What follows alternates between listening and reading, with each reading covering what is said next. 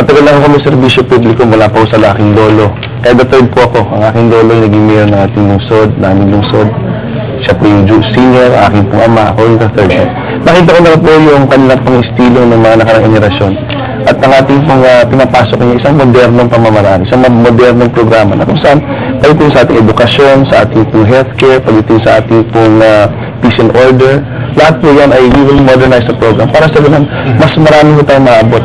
Alam naman natin, pag moderno na po ang isang syudad, computerized, high-tech, marami na po tayong naabot sa madaling pamaraan. At yun po kailangan natin mga mamamayan. Gusto nila na nakakarating yung mga servisyo natin.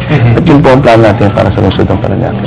Well, isa sa mga plano natin at patuloy naman ginagawa ng ating administrasyon ngayon ay yung ating pong socialized housing. As I mentioned earlier, tayo po isa sa mga pinakamaraming GK villages. No? Isang patunay na binibigyan natin ng kahalagaan ng ating pong babahay.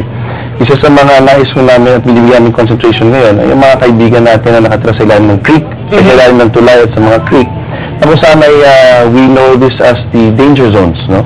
At meron tayong utos galing sa ating national government na kailangan natin sila ibikas. Kaya ngayon ay meron pa tayong program na kusang 1,000 homes ang ating pong pinoprovide sa ating mga kaibigan. Para sa ganun, maibikas sila doon, nabigyan sila ng pagkakataon, magkaroon sila ng bahay at lupa.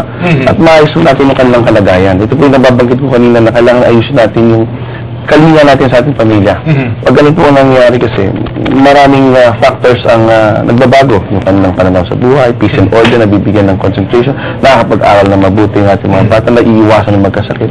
So lahat po ito, sama-sama ho natin binibigyan ng prioridad dahil alam natin lahat na walang ibang napakasarap na pakiramdam na ang ating pamilya sa lungsod ng Parañaque ay hindi na po tinatawag na squatters. Meron lang silang pagmimiari at sila po meron ng bahay at lupa. Pag ganun po nangyari, nagiging nagbabago po ang pananaw nila sa buhay. So, marami na ho nagbago sa amin, Congressman. In fact, marami na ho kami nailipat ng mga kabahayan.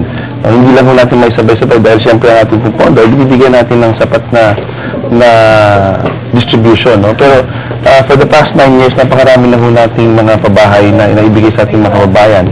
At yun naman ang papatuloy natin. No? Gusto naman ho natin talaga na ating mga kababayan. Maliban sa pagkakataon na may babago natin imahin natin. Ang pinaka-importante po sa akin, yung pamilya na nabibigyan natin ng tulong at nabibigyan natin sila ng pag-asa sa buhay.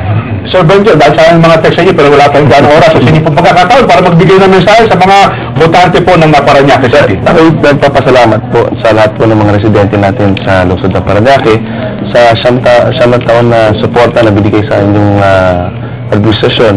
At ako po ay nakakasiguro na pagka nabigyan po tayo ng pagkakataon muli na makapagtuloy ng ating pong mga programa sa lungsod ng Parañaque, lalo ho natin ibibigyan ng concentration ng ating mga pamilya. Ang nais lang naman natin ay simple lang sa lungsod ng Parañaque. Gusto ko po sa lungsod ng Parañaque, ang mga mamamayan natin, mas lalong gumaan ang pamumuhay, mas lalong gumanda ang kanilang pamumuhay sa paraan ng ating mga prioridad. Pag-modernize natin, paging isang agresibo at isang dynamic na syudad, lahat po tayo magbebenepisyo.